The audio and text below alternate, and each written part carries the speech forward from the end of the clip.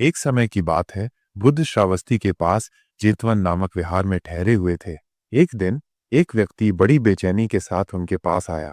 उसका चेहरा चिंता से भरा हुआ था और उसकी आंखें नींद से कोसों दूर लग रही थी। उस व्यक्ति ने बुद्ध के चरणों में गिरकर कहा, भगवान, मैं अपनी ही सोचों के जाल में फंस गया हूँ। मेरा मन लगातार अतीत की बातों पर विचार करता रहता है, भविष्य की चिंताओं में डूबा रहता है और वर्तमान में भी शांत नहीं रह पाता। छोटी छोटी बातें भी मेरे दिमाग में घूमती रहती हैं और मुझे चैन से जीने नहीं देती। कृपया मुझे कोई ऐसा मार्ग बताइए जिससे मैं इस अत्यधिक सोचने की आदत से मुक्ति पा सकूं। बुद्ध ने उस व्यक्ति को शांति से सुना और फिर मुस्कुराकर कहा, वत्स, तुम्हारा दुख मैं समझ सकता हूं। यह मन एक चंचल घोड़े की तरह है जिसे लगाम देना कठिन होता है, लेकिन अभ्यास और जागरूकता से इसे शांत किया जा सकता है। बुद्ध ने आगे कहा, देखो, कल्पना करो कि तुम एक राह पर चल रहे हो। रास्ते में तुम्हें एक कांटा मिलता है। क्या तुम उस कांटे को पकड़कर बैठ जाओगे और सोचते रहोगे कि ये कितना चुभने वाला है, इसे किसने रखा और आगे और कितने कांटे मिलेंगे? या तुम उस कांटे को हटाकर आगे बढ़ जाओगे? वो व्यक्ति बोला, निश्चित रूप से भगवान, मैं उस कांटे को हटाकर आगे बढ़ जाऊंगा। बुद्ध ने कहा, ठीक इसी प्रकार जब तुम्हारे मन में कोई नकारात्मक विचार या चिंता आती है, तो वो एक कांटे की तरह है। उसे पकड़कर मत बैठो और नहीं उसमें उलझे रहो। उसे पहचानो, स्वीकार करो कि ये एक विचार मात्र है और फिर धीरे से अपना ध्यान कहीं और लगाओ। बुद्ध ने उस व्यक्ति को एक और उदाहरण दिया। मान लो कि तुम्हारे घर के सामने एक नदी बहती है। क्या तुम हर एक लहर को पकड़ने की कोशिश करोगे? क्या तुम हर एक बुलबुले पर ध्यान दोगे? यदि तुम ऐसा करोगे तो तुम कभी भी नदी के पार नहीं जा पाओगे। तुम्हें नदी के प्रवाह को देखना होगा, लेकिन हर एक छोटी चीज में नहीं उलझना होगा।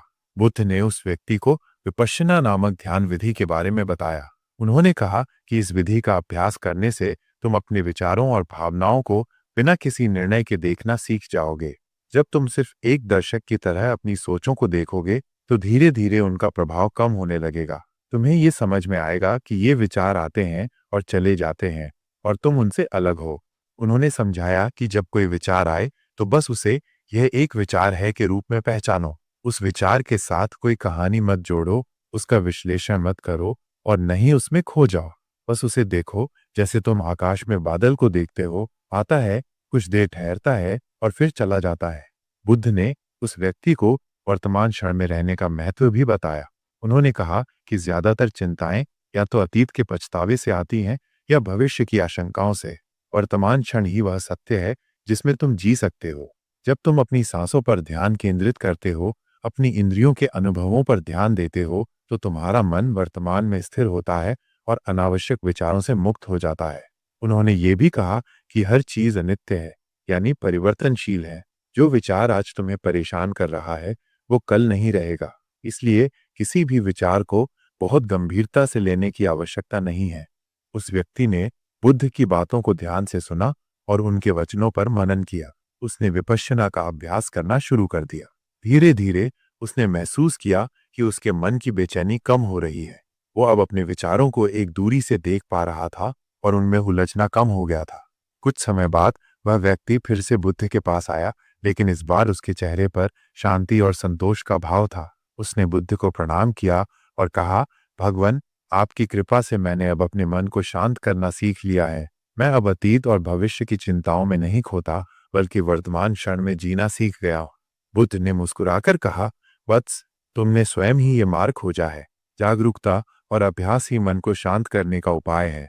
याद रखना, हर विचार एक मेहमान की तरह है, आता है, कुछ देर ठहरता है और फिर चला जाता है। तुम्हें बस होश पूर्वक उसे देखना है, बिना किसी लगाव या विरोध के। इस कहानी से हमें यह सीख मिलती है कि अत्यधिक सोचना एक ऐसी आदत है जिसे जागरूकता और अभ्यास से बदला जा सकता है। हमें अपने विचारों को पहचानना सीखना होगा, उन्हें बिना किसी निर्णय के देखना होगा और वर्तमान क्षण में जीना होगा। जिस प्रकार वह व्यक्ति बुद्ध के मार्गदर्शन में अपनी सोचों पर नियंत्रण पा सका, उसी प्रकार हम भी प्रयास करके अपने मन को शांत और स्थिर बना सकते हैं। हमें बस उस कांटे को पहचान कर हटाना है और नदी के प्रवाह को शांति से देखना है, बिना हर एक लहर को पकड़ने की कोशिश किए।